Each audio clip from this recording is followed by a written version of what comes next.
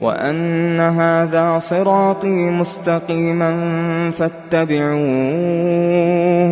فاتبعوه ولا تتبعوا السبل فتفرق بكم عن سبيله ذلكم وصاكم به لعلكم تتقون.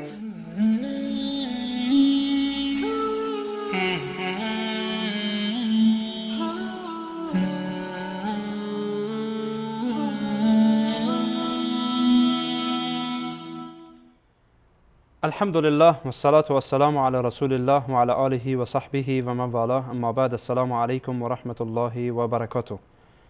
بینندگان عزیز و گرامی، در خدمت شما عزیزان قرار داریم از یکی دیگر از قسمت‌های برنامه راهنمود سنت. در این قسمت با هم دیگر به بحثی خواهیم پرداخت پیرامون خبر واحد.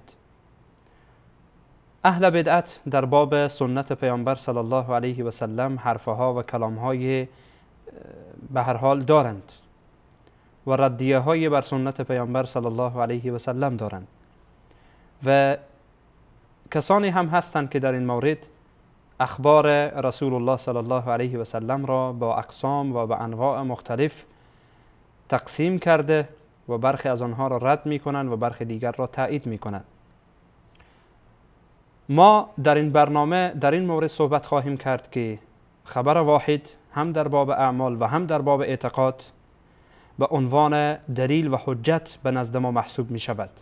این عقیده اهل سنت و جماعت می باشد. به خاطر این بحث را شروع کردیم که آنچه ما در باب صفات تعالی صحبت کردیم، اغلب کسانی که صفات پروردگار را انکار می کنند یا تحریف می کنند، حقیقتاً اصل و مبنا و اصول کلامشان و حرفشان بر این است که خبر واحد نمیتواند حجت باشد. البته این در برخی از صفات می باشد، در انکار بعضی از صفات و برخی از صفات. معتقدند که خبر واحد در باب اعمال میتواند حجت باشد، اما در باب اعتقاد نمیتواند حجت و دلیل باشد. یا به صورت کل خبر واحد را در باب اعتقاد و اعمال رد می کنند که بنده به صورت کوتاه و فشرده ان شاء الله در این مورد صحبت خواهم کرد.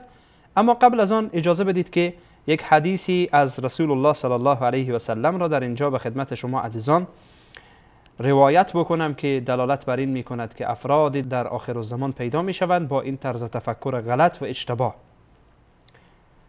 رسول الله صلی الله علیه و سلم، حدیثی که مقدام ابن معدی کرب روایت میکنه، میگه رسول الله صلی الله علیه و سلم فرمودن: الا انی اوتیت الکتاب، برای من کتاب داده شده، یعنی قرآن، و مثله معه، مثل قرآن همراه قرآن، یعنی سنت پیامبر.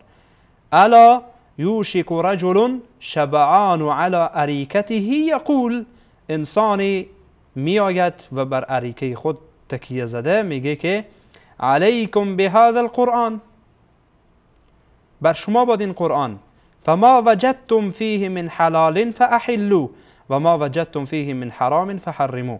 میگه که هرچی در قرآن آمده آن حلاله و آنچی در قرآن حرام آمده حرامه، یعنی سنت را میذاره پشت پا و به سنت پیامبر صلی الله علیه و سلم توجه نمیکنه.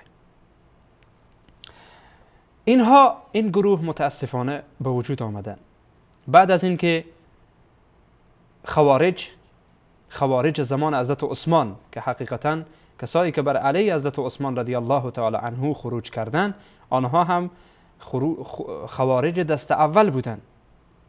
وقتی که بر علی حضرت عثمان رضی الله تعالی عنه خروج کردند و حضرت عثمان رضی الله عنه را شهید کردند، بعد از شهادت حضرت عثمان رضی الله عنه فتنه بزرگی به وجود آمد. فتنه بزرگی به وجود آمد که باعث بر این شد که فرقه های مختلفی به وجود بیاید. فرقه خوارج به وجود آمد، فرقه روافض به وجود آمد. البته این روافض با این لباسی که فعلی هستند، نه، روافضی که خودشان را شیعه علی می گفتند و عده‌ای هم شیعه معاویه شدند و عده‌ای کلا ناصبی شدند، یعنی سب و لعن اهل بیت رسول الله صلی الله علیه و سلم را شروع کردند. خوارج برخی از اصحاب پیامبر را تکفیر کردند. روافض که اینها بعدها حقیقتا یک حزب سیاسی بعداً متداول متاسفانه روز به روز به این نتیجه رسیدن که حالا ما نتیجهش را میبینیم که اصحاب پیامبر صلی الله علیه و سلم را به صورت کلی تکفیر میکنن الا چند نفر بسیار کم. به هر صورت بحث اینجاست که بعد از شهادت حضرت عثمان و در زمان خلافت حضرت علی رضی الله عنه گروه‌های پیدا شدند. گروه خوارج آمدن گفتن که سنت را ما قبول نداریم، احادیث را قبول نداریم، چون اونها برخی از صحابه را تکفیر کردند، مثل حضرت علی، حضرت معاویه و بقیه اصحاب پیامبر را تکفیر کردند و اونها را متهم کردند که اینها حکم لغیر الله نمودند و بر علیه این اصحاب پیامبر جنگیدند و اصحاب پیامبر را شهید کردند، مثل حضرت علی رضی الله تعالی عنه را. خوارج بودند که حضرت علی رضی الله عنه را شهید کردند. به هر صورت بحث اینجاست که این ادعا آمدن اقوال گفتن، مثلا خوارج گفتن ما سنت را قبول نداریم مگر اینکه این سنت موافق باشد با قرآن. آنچه که موافق با قرآن باشد ما قبول داریم و آنچه که مخالف باشد قبول نداریم. این حقیقتا نشانگر این بود که اینها سبک مغز بودند و افرادی هم که امروز این حرف را میزنن حقیقتا سرمنشأ اینها برمیگرده به خوارج. اینها حرف جدیدی ندارند. بعضی از بینندگان عزیز ما این افراد را دیده اند. اینها خوارج در لباس جدید هستند. برخی فکر میکنن اینها با یک حرف جدیدی آمدن، کتاب می نویسند، مقاله می نویسند، در شبکه های صوتی و تصویری حاضر میشند و حرف میزنند و بله ما هیچ حدیثی را قبول نداریم، باید موافق با قرآن باشد، اگر موافق با قرآن نبود قبول نمیکنیم. در قرآن کریم وقتی که به سوی سنت پیامبر و اطاعت پیامبر صلی الله علیه و سلم فرا خوانده میشه به صورت اطلاق خوانده میشه و الله متعال سبحانه و تعالی به صورت مطلق انسانها را دعوت به این میکنه که شما اطاعت از پیامبر خود صلی الله علیه و سلم بکنید. و متاسفانه این گروه خوارج و خوارج جدید در لباس نوین متاسفانه این حرف را میزنن، آنچه موافق با قرآن باشه ما قبول میکنیم، آنچه نباشه قبول نمیکنیم. و روایت دروغینی هم ساختن که به پیامبر صلی الله علیه و سلم نسبت میدن که پیامبر گفتن شما هر حدیثی را که دیدید آن را با قرآن عرضه کنید، اگر دیدید موافق با قرآن بود قبول کنید و الا آن را قبول نکنید. حدیث دروغه، حدیث موضوع دروغه. آیا میشه به یک حدیث دروغ و موضوع استناد کرد و همچون قولی را از دهان بیرون کرد؟ روافض آمدن صحابه پیامبر صلی الله علیه و سلم را تکفیر کردند و روایات را رد کردند. احادیث پیامبر صلی الله علیه و سلم را رد کردند. احادیثی که اهل اسلام آورده اند آنها را رد کردند. راویان بزرگ اهل اسلام را مورد اتهام بستند و به اونها اتهام کردند، مثل ابی هریره رضی الله تعالی عنه که بیشترین روایت را آورده، بیشترین روایت را از رسول الله صلی الله علیه و سلم بیش از 5000 حدیث روایت کرده. ام المؤمنین عایشه صدیقه رد کردند، حضرت ابن عباس را رد کردند، حضرت ابن عمر را رد کردند، حضرت انس را رد کردند، دیگران و اصحاب پیامبر صلی الله علیه و سلم، به خصوص افرادی که بیشترین روایت را از رسول الله صلی الله علیه و سلم نقل کرده اند و راویان و حقیقتا میشه گفت پایه های بزرگ سنت هستند، اینها را متاسفانه زدن و اینها را تکفیر کردند و یا اینکه به اینها تهمت خیانت زدن تا اینکه از زیر بار سنت در برند. گروه دیگری در برابر اینها قرار گرفتند که در باب خبر واحد، یعنی میگن ما احادیث را در کل قبول داریم ولی خبر واحد را قبول نداریم، نه در باب اعمال قبول داریم نه در باب اعتقاد قبول داریم، که برخی از معتزله به این قول و به این حرف حقیقتا روی آوردن. برخی دیگر آمدن، گروه دیگری گفتند که ما احادیث و اخبار واحد را، خبر واحد را در باب احکام قبول داریم اما در باب اعتقاد قبول نداریم. در باب اعتقاد قبول نداریم. برخی از معتزلی ها و کسایی که بر منهج اینها و بر روش اینها رفتن این حرف را زدن. امروز هم بعضی از کسانی که خودشان را متفکرین اسلامی و روشنفکران اسلامی مطرح میکنند در جهان و کتاب می نویسند، شما به برخی از کتب اینها که مراجعه کنید، اخبار واحد را، خبر واحد را، اخبار آحاد و خبر واحد را در باب اعتقاد رد میکنند. موضوع دجال را رد میکنند که در خبر واحد ثابت شده، نزول حضرت عیسی علیه السلام را رد میکنند و بقیه چیزهایی که به خبر واحد ثابت شده آنها را حتی به تمسخر میگیرند، و آنها را مسخره میکنند. این حقیقتا یک دستبندی بسیار کوتاه و فشرده و مختصری بود از این گروه های باطل که در برابر سنت پیامبر علیه السلام با گونه های مختلف قرار گرفتند، یا به صورت کل رد کردند، یا اخبار متواتر را قبول کردند، اخبار آحاد را به صورت کلی رد کردند، یا اخبار واحد را به دو دسته تقسیم کردند، در باب احکام و در باب اعتقاد. در باب احکام قبول کردند و در باب اعتقاد قبول نکردند که ما به رد هر کدام اینها ان شاء الله خواهیم پرداخت. اونهایی که میگویند خبر اصلا اخبار اصلا احادیث به صورت کلی رد است، اینها خب کلا مخالف آیات قرآن کریم حرف میزنند.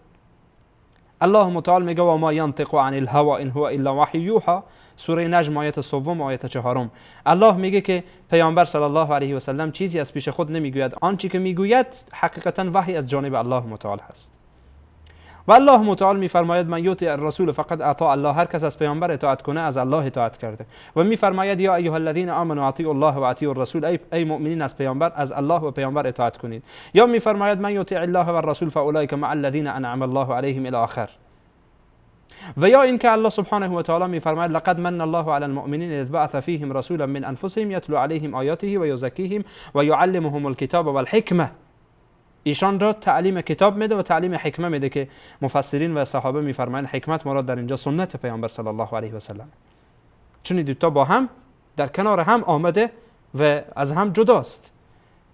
یعلمهم الکتاب والحکمه، کتاب را تعلیم میده به ایشان و حکمت که همانا احادیث رسول الله صلی الله علیه و سلم هست. در باب صحابه اونهایی که قدح وارد میکنن و صحابه پیامبر صلی الله علیه و سلم را رد میکنن و بد و رد میگوین، همین کافی است که الله متعال سبحانه و تعالی ایمان صحابه را معیار بر ایمان دیگران قرار داده و فرموده فإن آمنوا بمثل ما آمنتم به فقد اهتدوا.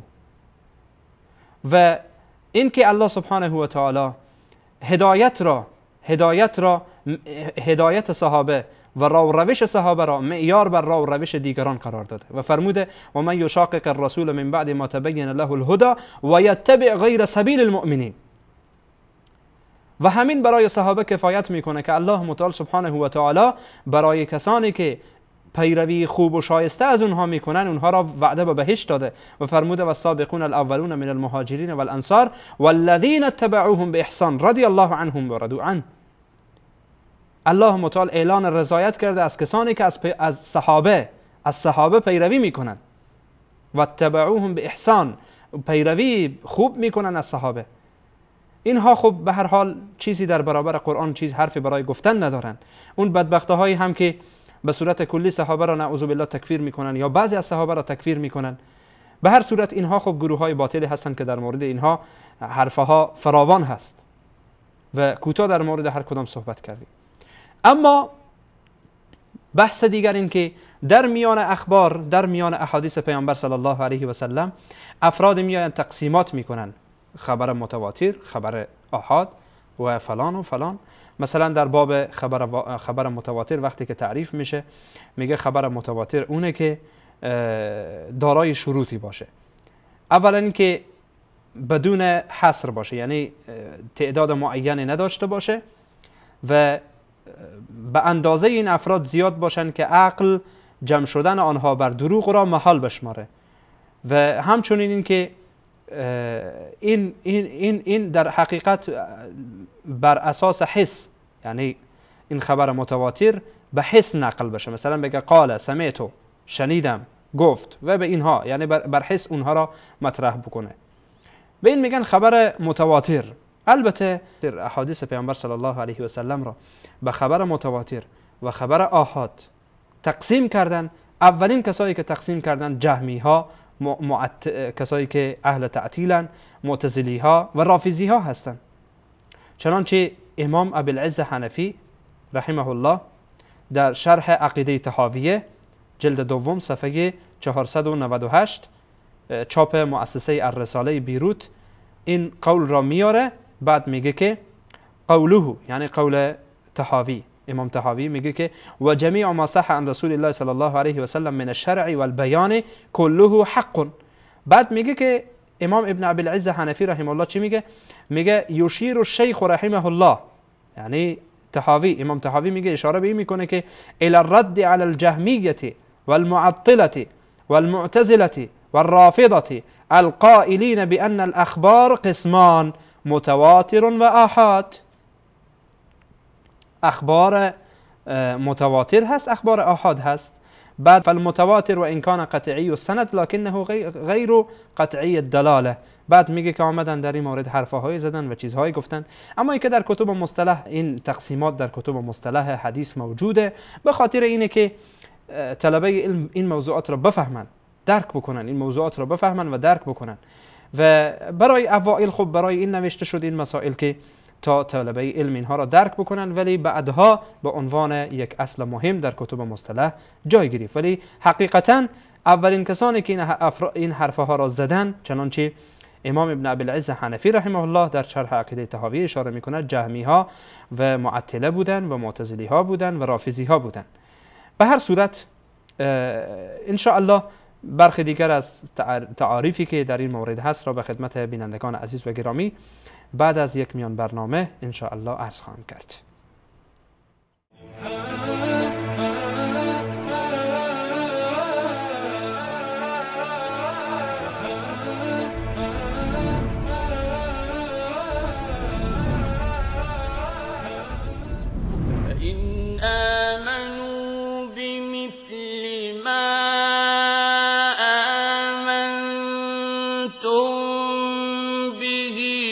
فقد اهتدوا فإن آمنوا بمثل ما آمنتم به فقد اهتدوا فإن آمنوا ایمان شمای صحابه بیاورند به طور قطع هدایت یافتند و اگر از حق روی گردانی کنند پس راه مخالفت و دشمنی را در پیش گرفتند و به زودی الله تو را در برابر شر آنها کفایت خواهد کرد و او شنوا و داناست. عرض سلام مجدد به خدمت شما بینندگان عزیز و گرامی. در خدمت شما هستیم از ادامه برنامه راهنمود سنت.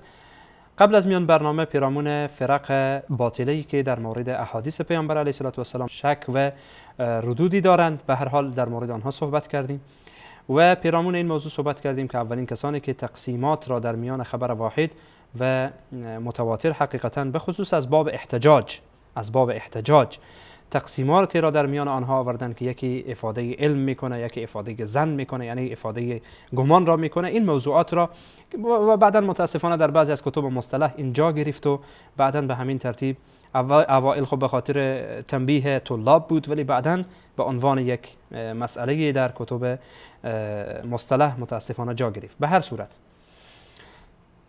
خبر واحد یا اخبار آحاد، به خاطر این موضوع را مطرح می کنم که ما از باب رد بر کسایی که مخالف با این فکر هستند و مخالف با عقیده و فکر ما هستند مطرح می کنم، چون بعداً ما به برخی از شبهاتی می پردازیم که آنها شبهاتی را مطرح می کنند برای رد خبر واحد یا برای رد مطلق خبر واحد یا برای رد خبر واحد در باب اعتقاد، که ما ان شاء الله به هر کدام آنها خواهیم پرداخت و صحبت‌های خواهیم کرد. فقط اینجا چند نکته را بینندگان عزیز و گرامی یادداشت بکنن و مشاهده برای ذهن خودشان بسپارن که اخبار آحاد به 3 دسته تقسیم میشه، خبر واحد به 3 دسته تقسیم میشه: خبر مشهور، خبر عزیز، خبر غریب. خبر مشهور اینه که امام ابن حجر رحمه الله در کتاب النخبة الفکر و همچنین در نزهة النظر که شرح نخبة الفکر هست تعریف میکنه، میگه که ما له طرق محصوره باکثر من اثنین. میگه خبر مشهور که از جمله خبر واحده و در درجه اول در خبر واحد قرار داره، مشهور اصطلاحی، نه مشهور عرفی یا مشهوری که به هر حال در مورد آن حرفی نداریم. ما له طرق محصوره باکثر من اثنین. میگه که مشهور خبریه که بر آن طرق و راههای محصور، راههای معینی داره، باکثر من اثنین، بیشتر از 2 نفر، یعنی 3 4 الی 5 الی تا اینکه به خبر متواتر نرسه.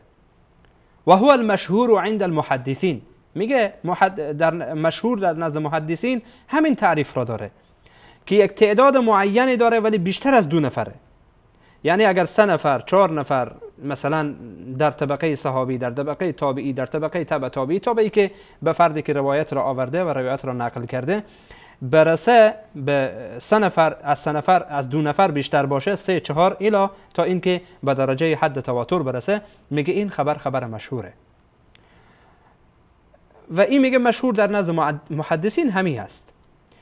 خبر عزیز میگه که یعنی قسم دوم از خبر واحد عزیزه، و هو ان لا یرویه اقل من اثنین عن اثنین. این که روایت نکنه او را اقل من اثنین، یعنی کمتر از 2 نفر، از 2 نفر، یعنی 2 نفر باشه، کمتر از 2 نفر نباشه.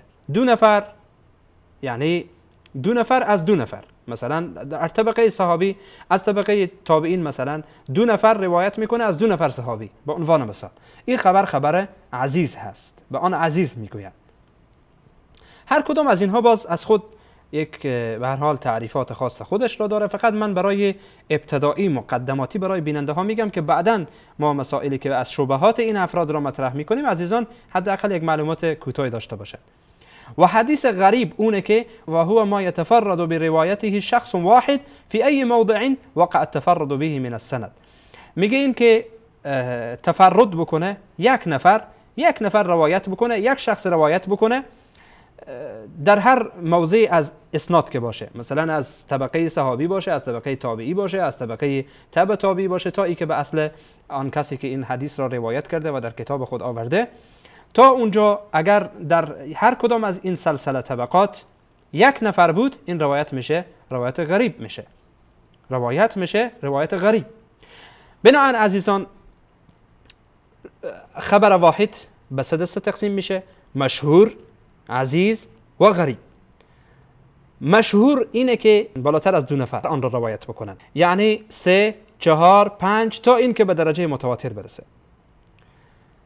خبر عزیز خبریه که 2 نفر کمتر از 2 نفر از 2 نفر نقل نکنه، یعنی کمتر از 2 نفر نباشه، 2 نفر باشه از 2 نفر نقل بکنه، به عنوان مثال. خبر غریب خبریه که این هم از جمله خبر واحده. خبر غریب خبریه که 1 نفر آن را روایت میکنه، چی از صحابه باشه، چی از تابعین باشه، چی از تبع تابعین باشه و به همین ترتیب تابعین تا پایین. به این میگن خبر غریب.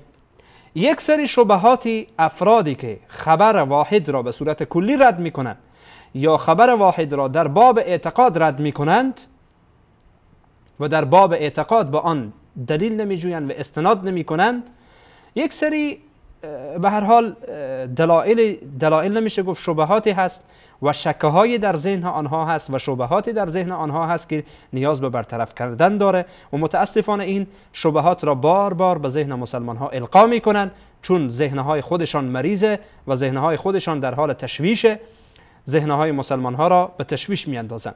که ما در این مورد ان شاء الله اگر پروردگار سبحانه و تعالی به ما توفیق بده در برنامه آینده به صورت تفصیل در مورد آن صحبت خواهیم کرد و شبهات آنها را خواهیم آورد و به هر کدام از آنها جواب قانع کننده و جوابی از سنت پیامبر صلی الله علیه و سلم ان شاء الله و از شریعت اسلامی عرض خواهیم کرد. تا برنامه بعدی همه شما را به الله پاک بی همتا میسپارم. الله سبحانه و تعالی یار و مددگار همه من و شما باشد و السلام علیکم و رحمت الله و برکاته.